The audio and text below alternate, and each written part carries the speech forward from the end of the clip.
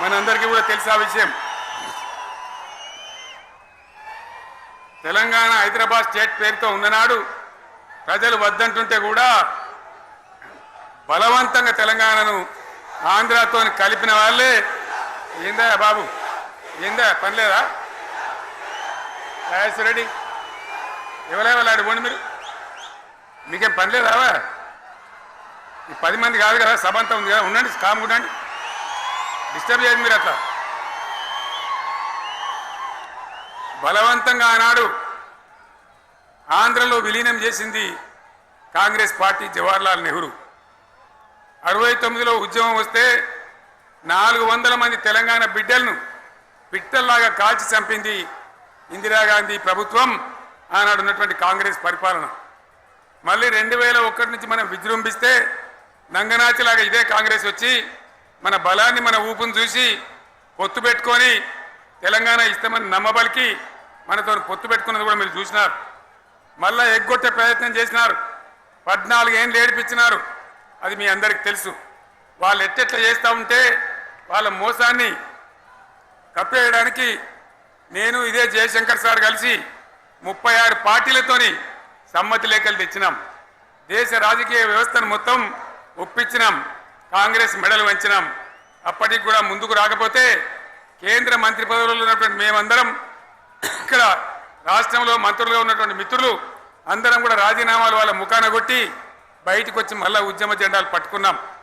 ఆ తర్వాత కూడా కదిలిసి రాకపోతే నేను ప్రాణాలకు తెగించి చివరికి ఆమరణ దీక్షకు పునుకున్న సంగతి కూడా మీకు తెలుసు. ఆ సందర్భంలో భయపడ్డ కాంగ్రెస్ పార్లమెంట్లో ప్రతిపక్షాలన్నీ కాంగ్రెస్ గొంతు పట్టుకుంటే అప్పుడు దిగివచ్చి తెలంగాణ కోసం ప్రకటన చేసిన విషయం మీకు తెలుసు. మళ్ళీ ప్రకటన వెనక్కి తీసుకొని మళ్ళా వెనుకకు పోయినారు. ఆ తర్వాత సకల జనుల సమ్మె కావచ్చు, సాగర హారాలు కావచ్చు, వంట వార్పులు కావచ్చు, అనేక రూపాలలో విజృంభించి మళ్ళీ భయంకరమైన పోరాటం చేసినాం.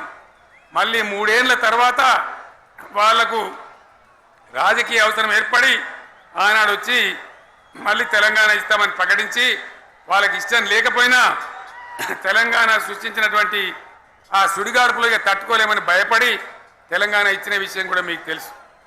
తదనంతరం ప్రజలు మనకు అధికారం ఇచ్చినారు. దాన్ని మనం ఏదో అధికారం అనుభవించడానికి తీసుకోలే, బాధ్యతగా తీసుకున్నాం. ఎంత బ్రహ్మాండంగా పనిచేసినాం.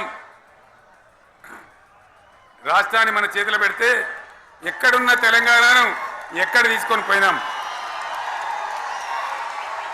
అనేక రంగాలలో please please please please please ఒకటే మాట. ఏ బాబు ఇక్కడ నేను మాట్లాడుతున్నా, అక్కడ మీరు మాట్లాడుతున్నా, మీకు ఏమైనా అర్థం ఉన్నదా? ఏది అర్థం కావాలి ప్రజలకు? ఏం పని లేదా? ఇదేం పద్ధతి?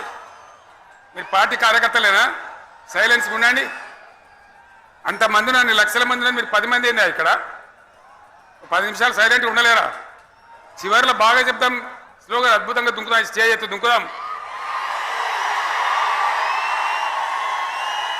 మీరు బాధ్యత చూడాల్సింది ఏంటంటే మీరు అరవడం బంద్ చేయండి.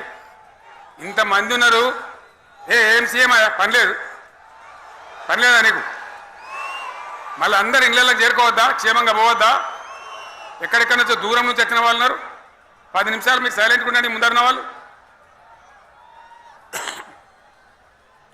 10 ఏళ్ళ బీఆర్ఎస్ పాలనలో ఎక్కడున్న తెలంగాణ ఎక్కడికి పోయింది?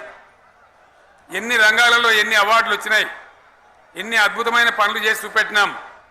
తెలంగాణ అంటే ఒకప్పుడు వెనుకబడ్డ ప్రాంతం, ఎగతాళి చేయబడ్డ ప్రాంతం, పనికిమాలిన ప్రాంతం అని పేరు పెట్టిన ప్రాంతం. కానీ ఎన్ని రంగాలు, తలసరి ఆదాయాన్ని బ్రహ్మాండంగా పెంచినాం. 90,000 ఉన్న తలసరి ఆదాయాన్ని 3.5 లక్షల పైచీలకు పెంచుకున్నాం.